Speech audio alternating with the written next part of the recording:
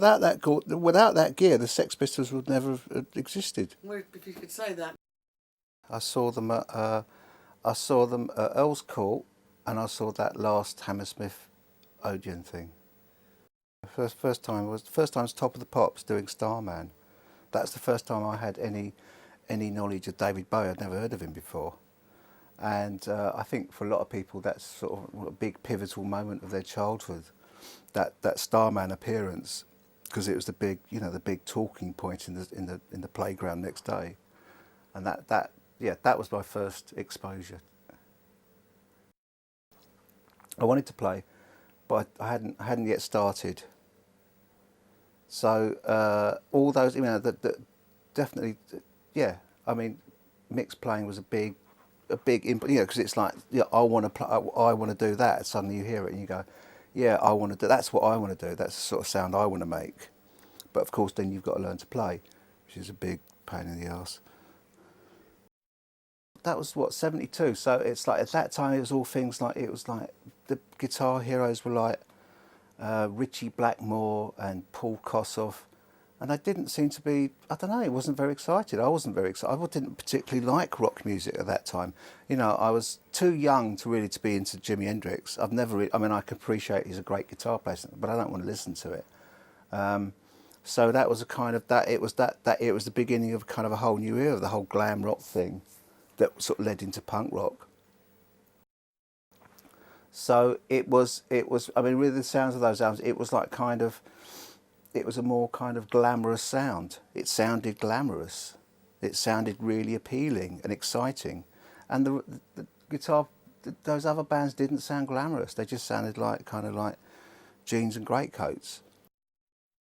That Starman appearance, what came over is like, I don't remember running into school the next day going, what a great record. I remember going, what great hair, And oh yeah, and then he was snogging the guitar player, and then what an amazing colour hair, and can we get our hair like that? And that's what we were into. I mean, although Ziggy Stardust is a great album, and it was the album that kind of got me thinking about playing guitar and being a musician. The album that did it for me was The Lad Insane. And all the feedback stuff and all that amazing sound, and that was the real kind of glamour sound.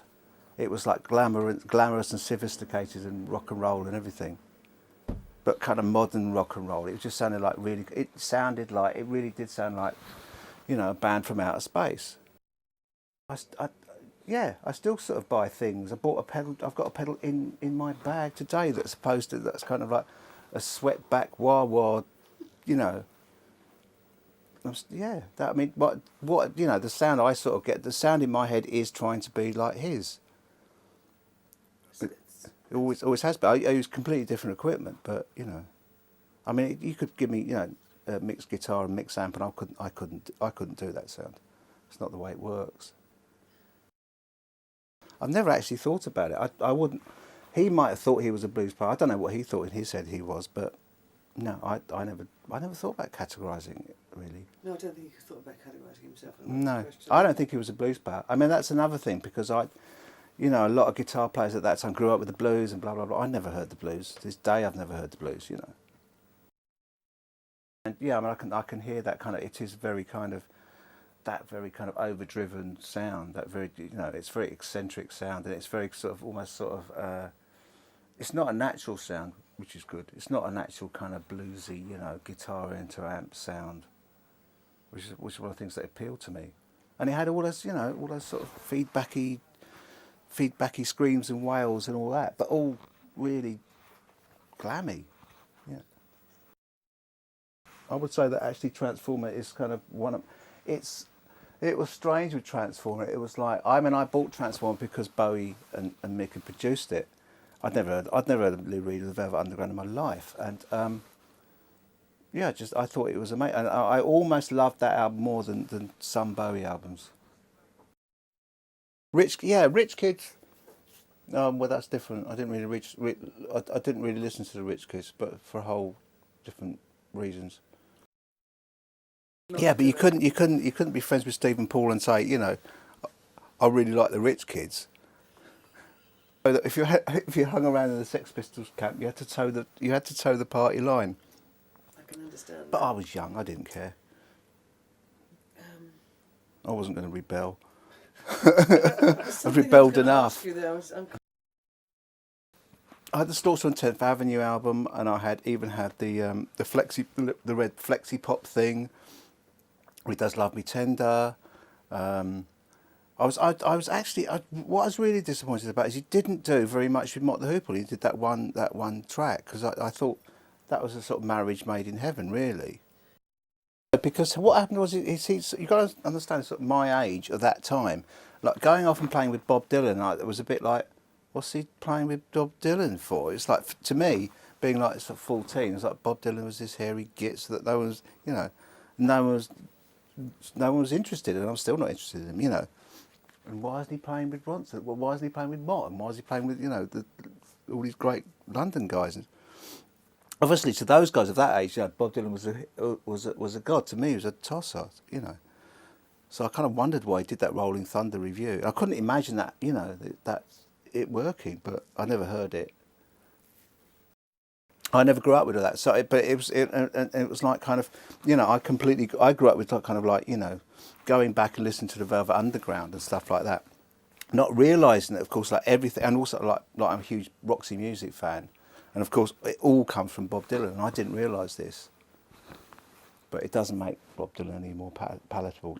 I didn't hear it at the time, so to me, it doesn't really kind of, matter. It's like to a lot of kids nowadays have never heard the Sex Pistols. They didn't hear it at the time, so to them, it doesn't matter. Why do you think? Well, where do you think the coloured hair thing in punk came from? It came from like Ziggy Stardust. And all that early 70s glam stuff, all that early 70s Kensington High Street and Kings Road looks. Yeah, I mean the other thing that impressed me about Mick is that when I saw him at the Bowie gigs, it was like doing it with one hand. It was like all that, and I thought, oh yeah, but instinctively I knew how to do that. You just have to stand in the right place and be loud enough, and it will do it. It will do it for you. Mick was one of those people that there really wasn't a choice for him. That's what he was. He was just a musician. He was born like that, I think. No, there's no choice for really good people. There is no choice for them. Before the whole Spiders thing, it was free. Who I'm sure, I'm now told is an amazing guitarist and blah blah blah blah. And even Led Zeppelin, I wasn't into. I wasn't into it at all. I just thought it was boring. I thought they looked rubbish. I thought they were boring. And you just kind of wanted this sort of, this fantastic, shiny little Technicolor thing on the telly. And all those bands weren't Technicolor. They were like kind of like serious and like, really into our music, man. It's like, who cares about your music? It's like nobody cares about your music. It's like nobody I knew cared about their music. And that was that attitude at that time that later led on to, why I fell into punk rock and why it actually happened in the first place. After Virginia Plain, that was it. You just couldn't, I couldn't speak. I just stood in front. I mean, what else was on, the Goombay Dance Band or like, Geordie or something, you didn't see it. All the young dudes pisses all over everything that Bob Dylan's ever written. For me, yes, I can go back and I can appreciate it. And yes, now I see the influences, and now I understand it, and now I know where all my heroes got their things from. They all got it from Dylan. And yes, he was terribly important, but yeah, I don't actually really care. I just thought that kind of like coming from a sort of, from where I was at that time in the 70s was a very grey period. And suddenly there's someone playing guitar in Technicolor. And and it's just fantastic. And it just sparkled, and then you think that's what I want to do. That's the sound I want to make. It's like the 70s and all those people in the 70s, David Bowie, Mick Ronson, Brian Ferry, Lou Reed, they kind of like, I was going to say, it's like, the importance I put on these people has, in fact, not really much to do with them. It's what I kind of invest in them, really. That's the important thing. That's the important bit of fandom. The important bit of fandom is the bit that fans bring to it. It isn't really. I mean, you know, the kind of, you know, the artist is just the catalyst. Then these fans have to go out and do something for themselves, hopefully. Punk was just a continuation of glam. The people who started punk were old glam rock, you know, old Bowie fans. That's who started it. It was only like 6 months later that it kind of got like knuckleheaded and like, you know, skinheady. But before it was glam rock, you know. It was like, you know, the sort of, you know, it's like that Ziggy stuff. What's it? The feeling comes out better on a stolen guitar. It really, it literally is that. It's literally that. You know, it literally happened.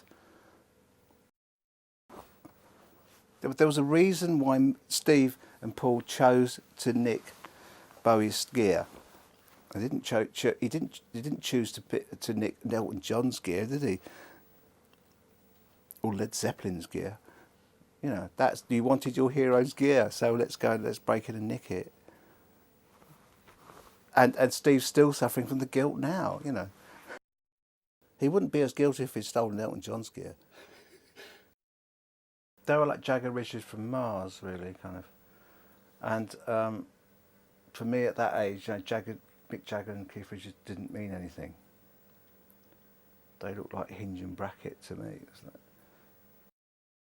what you do, what you think, you know, you never think, oh, this is a great career move. You never know, you don't even know what a career is. And if you did know, you wouldn't want one. I mean, I remember going to the sex shop and going into, and Malcolm had just got this, he just got Roadrunner by Jonathan Richmond. And I said, oh, listen to this, boy, it's really good. So I thought, wow, that's an amazing record. And I had to run out to the phone box and phone my friend, Jay Strongman, in Reading. And I said, you've got to come down to the shop. I've just heard this amazing song. So he got there on the train in Reading and came down that day to listen to this record.